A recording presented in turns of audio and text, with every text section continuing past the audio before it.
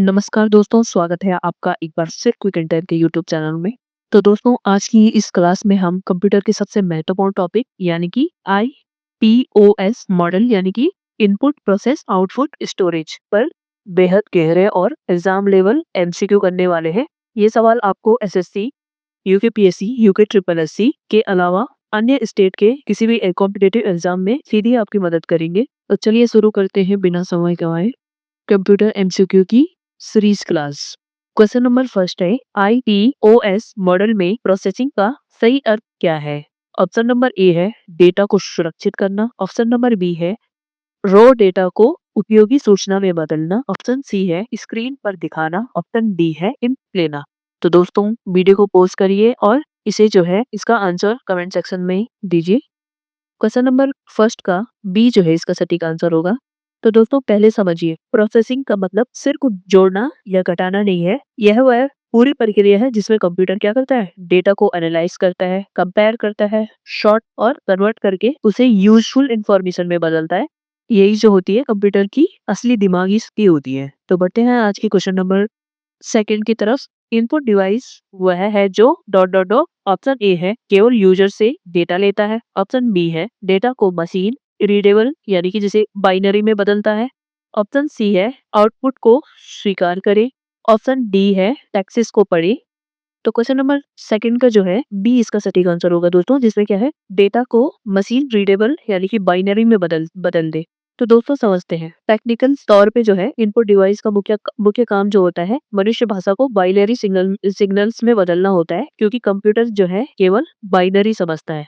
आज का महत्वपूर्ण थर्ड क्वेश्चन जो है दोस्तों, टच स्क्रीन को इनपुट आउटपुट डिवाइस क्यों कहा जाता है? ऑप्शन ए है यह मल्टीपल टच को सपोर्ट करता है, ऑप्शन बी है डिस्प्ले भी करता है और टच भी लेता है, ऑप्शन सी है इसमें सेंसर होता है, ऑप्शन डी है यह जो है वायरलेस है। तो क्वेश्चन नंबर थर्ड का बी इसका सटीक आंसर हो जाएगा, जो कि है वह डिस्प्ले भी करता है यानी कि डिस्प्ले और टच भी लेता है, इसलिए इसे क्या कहते हैं, इनपुट आउटपुट डिवाइस कहते हैं। तो दोस्तों, टच स्क्रीन में डिस्प्ले प्लस टच सेंसर होता है, दोनों मौजूद होते हैं। यही कारण है कि उसे हाइब्रिड इनपुट आउटपुट डिवाइस कहा जाता है।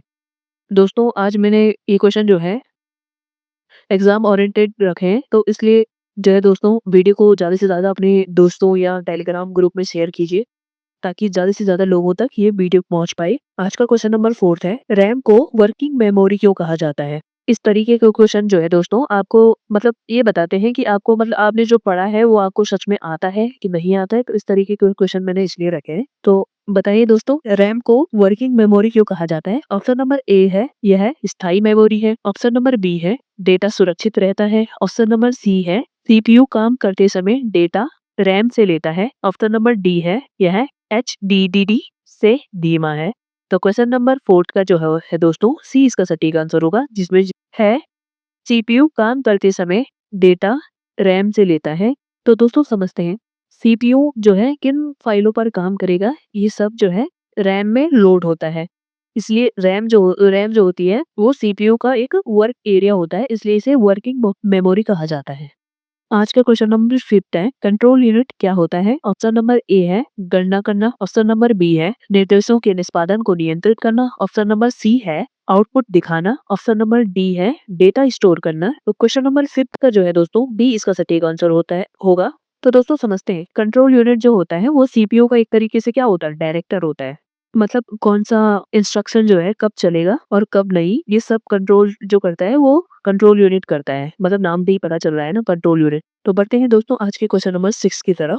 और क्वेश्चन नंबर 6 जो है दोस्तों, मोस्ट इंपोर्टेंट क्वेश्चन है। ये जो है एसएससी का तो फेवरेट है ही है, पर यूके ट्रिपल एससी का भी अब ये फेवरेट हो गया है। और यूके पीएससी जो है कहाँ से क्वेश्चन उठाता है कंप्यूटर के, तो इधर उधर के एग्जाम से, जैसे यूके पीएससी के हो गए, यूपीपीएससी के हो गए और एसएससी के हो गए। मतलब कंप्यूटर वगैरह के क्वेश्चन बहुत सारे मैंने देखे हैं कि वो वहां से उठाते हैं। तो क्वेश्चन नंबर 6 जो है, फेच, डिकोडिंग, एग्जीक्यूट, रिसाइकल का हिस्सा कौन सा नहीं है? ऑप्शन नंबर ए है फेच, ऑप्शन नंबर बी है डिकोड, ऑप्शन नंबर सी है एग्जीक्यूट, ऑप्शन नंबर डी है परमानेंट स्टोरेज। ये थोड़ा क्वेश्चन जो है वो बार बार रिपीट होता है, इसलिए मैंने थोड़ा इसके ऑप्शन जो है इजी रखे थे। तो ऑप्शन नंबर डी जो है इसका सटीक आंसर हो जाएगा, यानी कि फेच, डिकोड और एग्जीक्यूट साइकिल का हिस्सा जो है वो ऑप्शन नंबर डी जो है परमानेंट स्टोरेज नहीं होगा।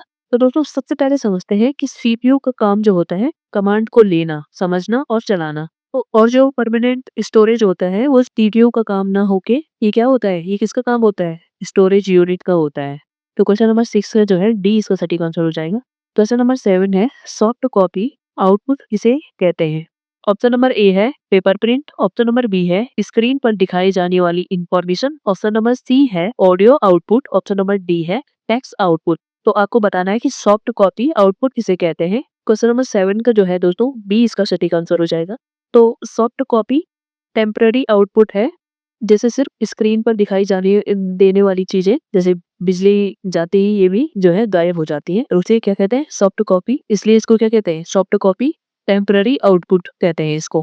क्वेश्चन नंबर 8 है सेकेंडरी स्टोरेज क्यों आवश्यक है। ऑप्शन नंबर ए है रैम महंगी होती है, ऑप्शन नंबर बी है यह नॉन वॉलेटाइल है, ऑप्शन नंबर सी है सीपीयू सीधे एचडीडीए से काम नहीं करता है, या ऑप्शन नंबर डी है उपरोक्त सभी। तो दोस्तों आपको क्वेश्चन नंबर 8 में बताना है कि सेकेंडरी स्टोरेज क्यों आवश्यक होती है।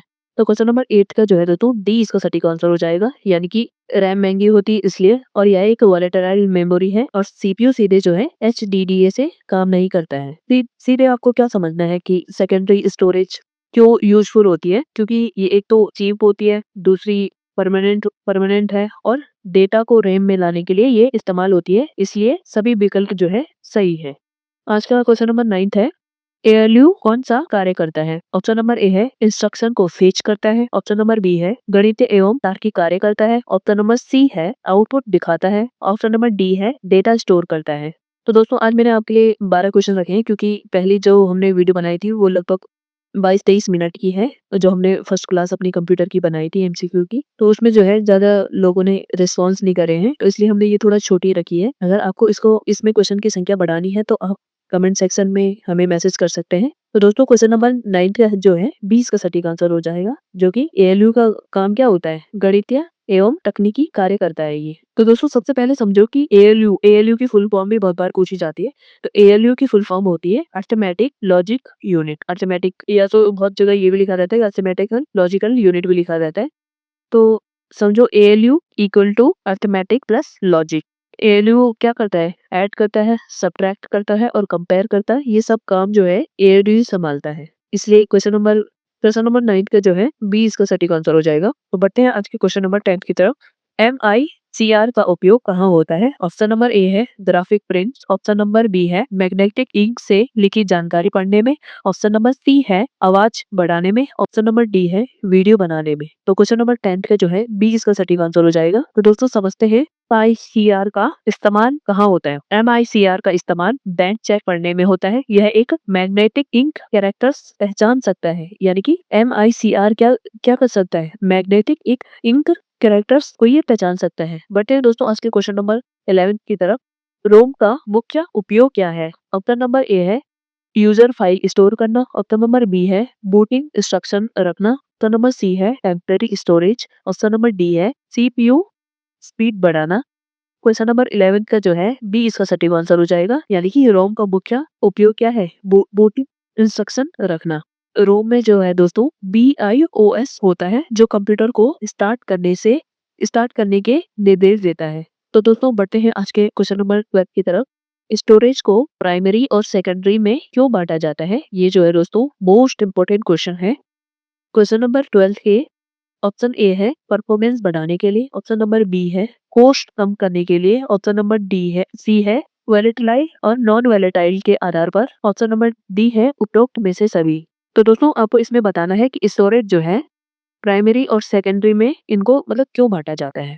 तो दोस्तों समझते हैं, जो प्राइमरी मेमोरी जो होती है वो तेज होती है लेकिन कम और महंगी होती है, और जो सेकेंडरी मेमोरी होती है वो बड़ी होती है और सस्ती और स्थायी होती है। इसलिए दोनों का विभाजन जो है जरूरी होता है। तो ऑप्शन नंबर डी जो है इसका सटीक आंसर हो जाएगा। दोस्तों ये थे IPOS मॉडल के 12 हैवी MCQs, जिनसे आपकी जो है क्लियरिटी और एग्जाम दोनों की तैयारी मजबूत होगी। अगर ऐसे ही एडवांस MCQ वाले वीडियो चाहिए तो कमेंट में लिखिए नेक्स्ट टॉपिक। मिलते हैं दोस्तों अगली क्लास में।